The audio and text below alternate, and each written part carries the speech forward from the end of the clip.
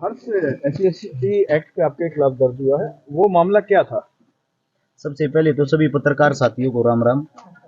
मेरे पास परसों 2 तारीख को कॉल आई थी धन्नाराम जी की, एएसआई साहब की, कि भैया आपके ऊपर कोई कार्रवाई है, इसको लेके आपको थाने में आना पड़ेगा। और मैंने 1 महीना पहले देखी थी, 1 महीना पहले कोई खबर थी, कोई वीडियो थी, कोई विक्रम दामोलिया नाम का है जो यूनिवर्सिटी का छात्र बताता है अपने आप को, जिसकी उम्र लगभग 40 साल है। वो लंबे टाइम से यहीं रह रहा है। उसने मेरे खिलाफ शिकायत दी थी। एक हमारा हम तक कराएंगे, चिंता ना करो आप। बीच में तो उसने जो शिकायत दी थी, उस शिकायत के दौरान उसने लिखा है कि मैंने कोई जाति सूचक शब्द बोले ना। तो उन्होंने उस चीज को पेश किया है यहाँ पे कि वो जाति सूचक शब्द कहाँ बोले हैं, किसको बोले हैं, कब बोले हैं। वो लिखित में शिकायत दे के चला गया। उस शिकायत के ऊपर मेरे को बुलाया गया है। एसपी साहब के पास से वो जो अर्जी लगा रखी थी वो घूम के यहाँ पे थाने में आई है। तो उसके बाद मेरे को बुलाया, मैं यहाँ पे आया। यहाँ पे आके मैंने देखा पुलिस प्रशासन ने जो मेरे को बयान दिखाए, उन बयानों के अंदर उसने ये लिख रखा है कि मैंने कोई जाति सूचक शब्द किसी ऑडियो में किसी को कमीन शब्द बोला है।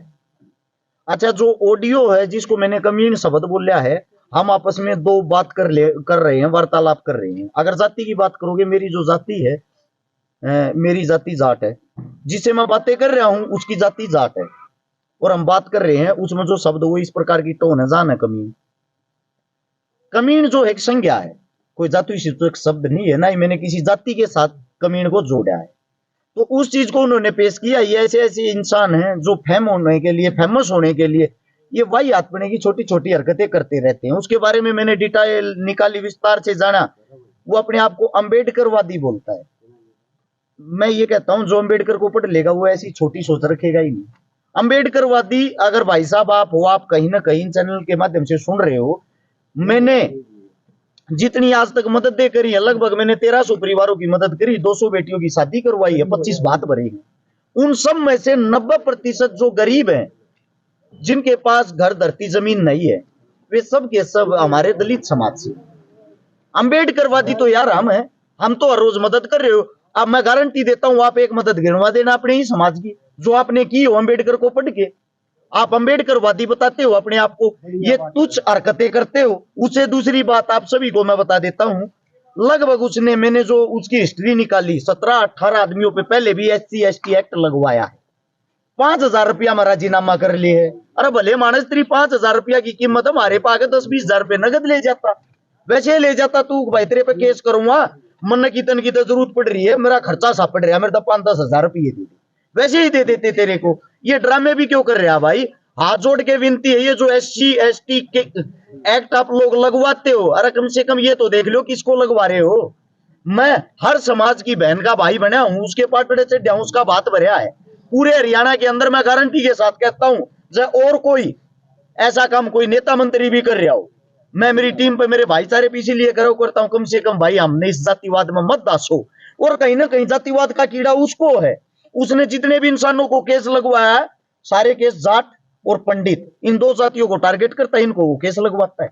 उसको शर्म आनी चाहिए कम से कम। आप कहां से अपने आप को अम्बेडकरवादी बोलते हो? आपके प्रति हम तो सोच सुधारने के लोगों की कोशिश कर रहे हैं कि ये जो जाति का कीड़ा है ये लोगों के अंदर से मर जाए, और हम सब इंसान है, इंसान इंसान के काम आता है, हमारी सोच यही है। और आप लोग जानबूझ के वो कीड़ा अंदर घुसा रहे हो। ये वही आदमी नवीन के खिलाफ इन्होंने ये एक्ट लगवाया था।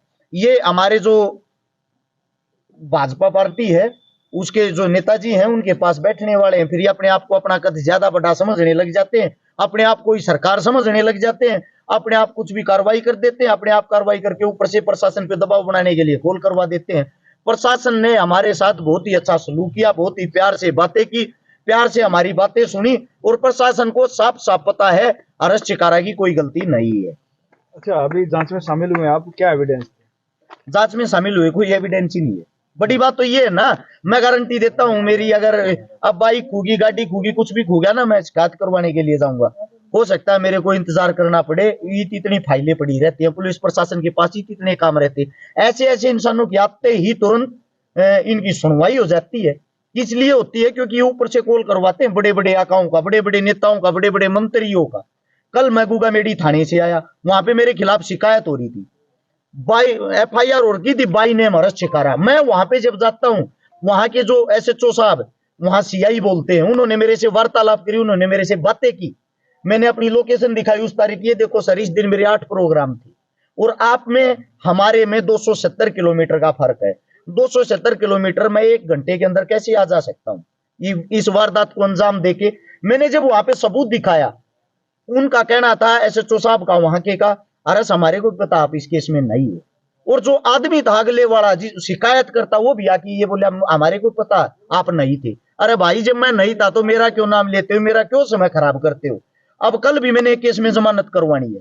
हर्ष, जो SC/ST एक्ट है इसकी जांच एक HPS ऑफिसर करता है, DSP लेवल का। क्या DSP थे यहाँ पे?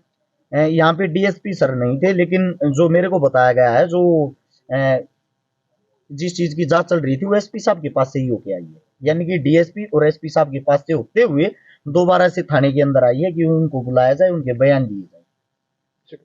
धन्यवाद आप सबका।